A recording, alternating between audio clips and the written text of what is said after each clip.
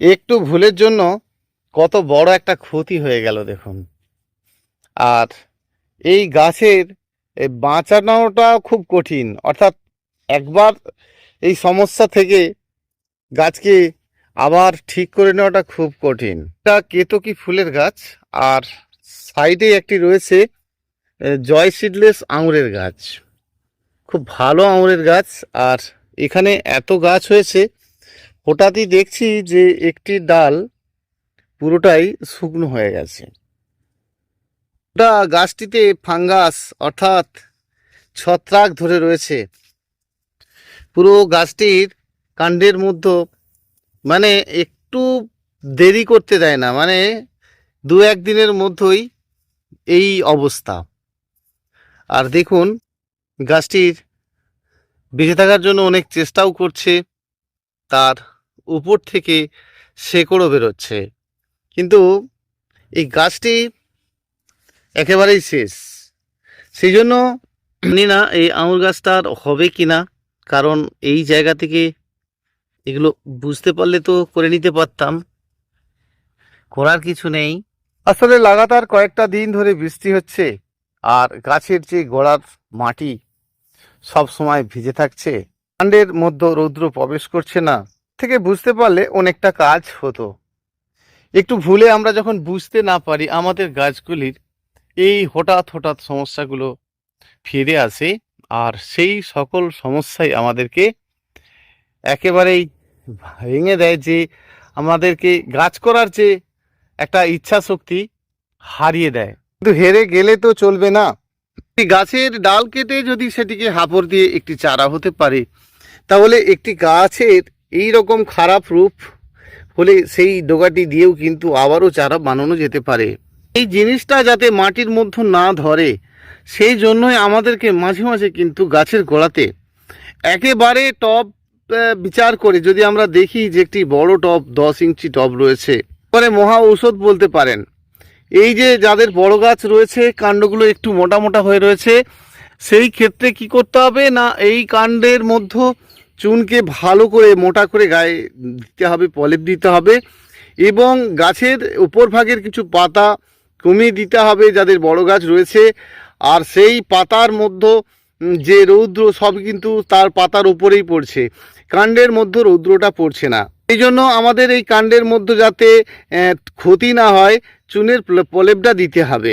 অনেক সময় দেখছি যে গাছের পাতাও এইভাবে ফাঙ্গাস লেগে, না পোকা রয়েছে না কিছু, গোটা গাছের কাণ্ড যেন কালো হয়ে গেছে, গাছের একেবারেই গাছের যে অবস্থা। তো সেই জায়গাটা আপনার কোনো গাছের জল পড়ছে, বা আপনার ছাদের সাইডে অন্য কোনো গাছের জল পড়ছে, এই রকম পড়লে কিন্তু এইভাবেই ফাঙ্গাসগুলো ক্ষতি করতে থাকে আমাদের গাছে।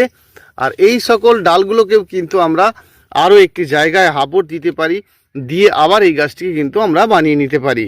এই দেখতে পাচ্ছেন সব উপরকার ডাল কাটিং করে নিয়ে একটু গাছ কমিয়ে দেওয়া হচ্ছে, যাতে ভেতর পর্যন্ত রৌদ্র প্রবেশ করতে পারে। রৌদ্রের গ্রীষ্মকালে যে ক্ষতিটা না হয়েছে, বর্ষার জল পড়ে কিন্তু তার দ্বিগুণ ক্ষতি করে দিচ্ছে।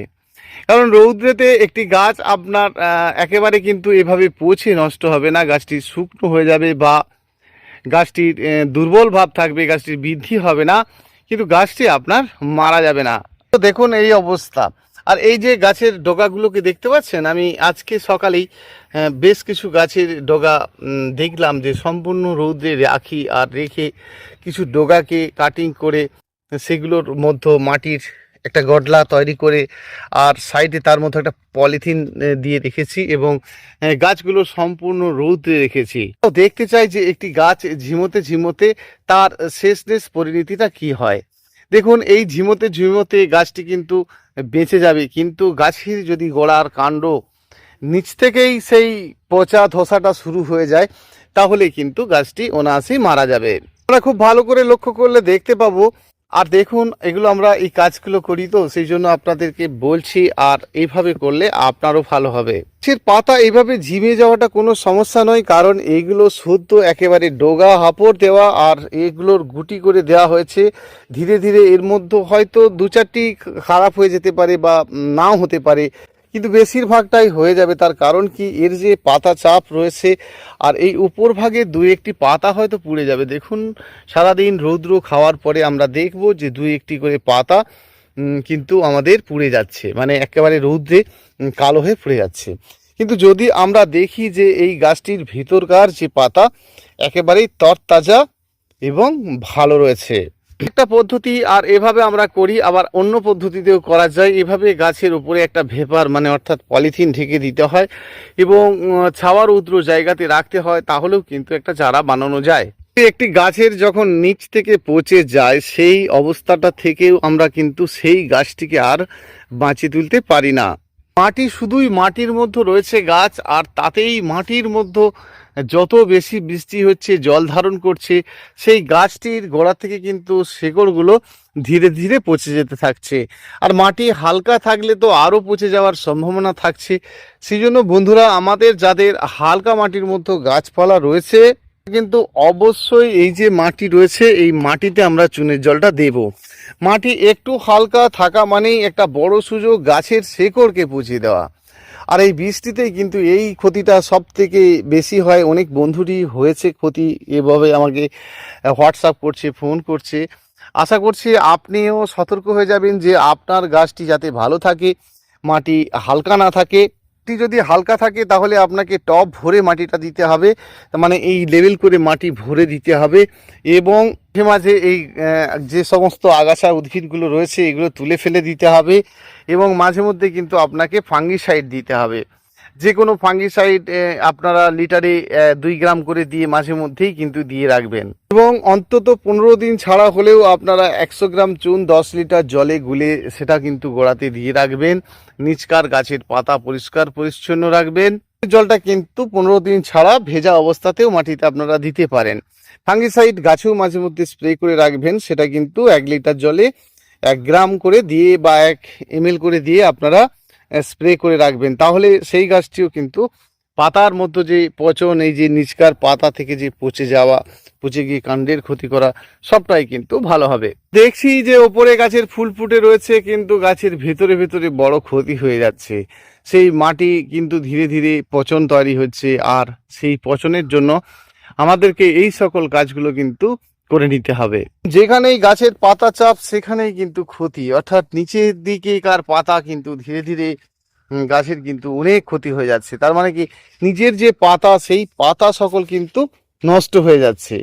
দেখতে পাচ্ছেন গাছটি ভালো রয়েছে, কিন্তু এই সময়কার আমাদেরকে যেটুকু করতে হবে, এটা আমাদেরও একটু ভুল যে আমরা কলম বাঁধবো বা ডালগুলো কেটে নেব এই ভেবে কিন্তু রেখেছি। আপনারা তার থেকে না চারা বানাতে চান তাহলে সেইগুলো থেকে আপনাকে গাছটি একেবারে ফ্রেশভাবে যাতে রৌদ্র পায় নিচকার পর্যন্ত সেই চিন্তাটা নিতে হবে। একটি গাছের ডাল একটি গাছের উপরে কিন্তু চাপা পড়ে রয়েছে, সেজন্য মাটিতে রৌদ্র খাওয়ানোটা খুবই দরকার। রৌদ্র বাতাস যত পেতে পারবে আপনার মাটি কিন্তু ততটাই ভালো হতে থাকবে। আর বৃষ্টি শেষ হলেই আপনাদেরকে এই কাজগুলো করতে হবে। যদি 2-1 দিন দেখছেন রৌদ্র হচ্ছে, তারপরে আপনারা মাটিকেও কিন্তু সুন্দরভাবে আবারও এলোমেলো করে দেবেন। একেবারেই মাটির মধ্যে কোনো রকমভাবে মানে রৌদ্র না পায় এই চিন্তা নয়, রৌদ্র যাতে পায় সেই চিন্তা নিতে হবে। সেজন্য গাছ যখন একটি ঝাঁকড়া হয়ে যায়, একেবারে ভরে ওঠে, তখন কিন্তু মাটিতে প্রতিটি গাছ টবে থাক মাটিতে থাক সব কিন্তু ওই একই সিস্টেম। গাছের ভেতরে ভেতরকার ডাল দেখছি আমরা, কিন্তু একটু গাছকে আমরা ঘুরিয়ে ফিরিয়ে যদি দেখি যে তার তোলা ভাগের পাতা দেখুন সব নষ্ট হয়ে গেছে। এই দেখুন গাছ তো ভালো রয়েছে দেখতে পাচ্ছেন, কিন্তু ভেতরকার যে পাতা যে অবস্থা, কি অবস্থা হয়েছে, সকল পাতা কিন্তু খারাপ হয়ে যাচ্ছে। বিভিন্ন ধরনের ফুল গাছ রয়েছে এখানে, আর ডালগুলো কাটিং করে করে চারা বসানো হচ্ছে, কলম বাঁধা হচ্ছে। আর যতটা কমিয়ে দিতে তাড়াতাড়ি না পারবো ততটাই কিন্তু গাছের ক্ষতি। সেজন্য বন্ধুরা, আমরা আমাদের গাছের সবসময় নিচকার পাতা পরিষ্কার পরিচ্ছন্ন রাখবো। আমরা অনেকে চিন্তা করি এখন কি ফাঙ্গিসাইড দেব, না, যে কোনো সময় আপনি কিন্তু দেখবেন এই বৃষ্টি হচ্ছে মাঝে মধ্যেই কিন্তু আপনাকে দিয়ে রাখতে হবে। এই বৃষ্টিতে বড় ক্ষতি হয়ে যায় পরের পর, যখন বেশ কয়েকটা দিন ধরে আপনার বৃষ্টি হতে থাকে, গাছের যে যখন ঘনত্ব থাকছে, গাছের যে ভেতরকার পাতা সেগুলো কিন্তু এইভাবেই ক্ষতি হতে থাকে। তাহলে বন্ধুরা, আমরা কিন্তু মাঝে মধ্যে এই কাজগুলো করব, গাছের গোড়ার মাটিকেও এলোমেলো করব, আমাদের বর্ষাতে সবসময় করব না, কিন্তু যদি রৌদ্র দেখছি 4-5 দিন বা তারও বেশি ওয়েদারটা ভালো হয়েছে, তাহলে কিন্তু আমরা এই কাজটি করব। এটিকে এলোমেলো করে একেবারে শুকনো করে রাখবো। তার ক্ষেত্রেও দেখুন, এই একটি গাছের এই একটি ডাল হঠাৎ করতে ওই একই জিনিস ফাঙ্গাস লেগে গাছের অবস্থাটা খারাপ করে দিয়েছে। তো এই সমস্ত এগুলো কিন্তু কেটে ফেলে দিতে হবে যদি হয়, আর কাণ্ডটি যদি ভালো থাকে ঠিক আছে, তা নাহলে কিন্তু কেটে ফেলে দিতে হবে। ফুলের চিন্তার থেকেও আমাদের গাছের ভালো থাকার চিন্তাটা আমাদেরকে নিতে হবে। গাছ থাকলে তো ফুল হবেই, সেজন্য গাছকে ভালো রাখার জন্য গাছের এই সকল কাজগুলি আমাদের করে নিতে হবে। বন্ধুরা, পুষ্পশ্রী নার্সারি কোলাঘাট, আমি কমল আপনাদের সঙ্গে শেয়ার করলাম আজকে আমার এই গাছের দু একটি ক্ষতি হয়েছে দেখলাম, আর আশা করি আপনাদের না ক্ষতি হয়, আপনারা আপনাদের গাছগুলির যত্ন নিন, ভালো রাখুন। আমার ফোন নাম্বার 9609456194। দেখা হচ্ছে বন্ধুরা পরের ভিডিওতে। অসংখ্য অসংখ্য ধন্যবাদ, ভালো থাকবেন সকল বন্ধুই।